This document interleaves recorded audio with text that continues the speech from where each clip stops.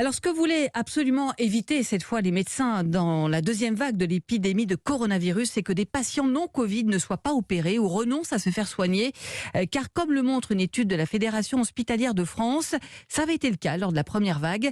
La fédération qui a même chiffré à 2 millions le nombre d'examens ou d'opérations annulés, Marion Gauthier. Oui, 2 millions de personnes qui sont aussi des victimes du coronavirus.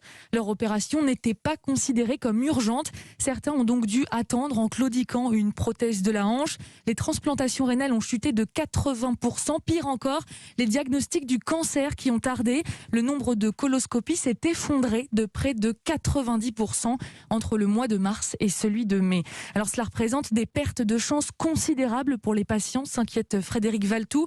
Le président de la Fédération hospitalière de France note que les traitements repoussés risquent d'être plus lourds, que ce retard sera difficile à rattraper. Il y a des patients qu'on a mis de côté. Donc il faut avoir la lucidité de le dire. L'été a permis de revenir à des niveaux d'actes chirurgicaux, de diagnostics qui sont ceux habituels. Et comme les moyens sont très comptés à l'hôpital, le rattrapage est très long à porter. Ça, il faut l'avoir en tête. C'est pas parce que l'épidémie va retomber que on sera terminé pour notre système de santé. Bien au contraire. La Fédération hospitalière n'a pas encore le chiffre des patients mis en attente avec la seconde vague.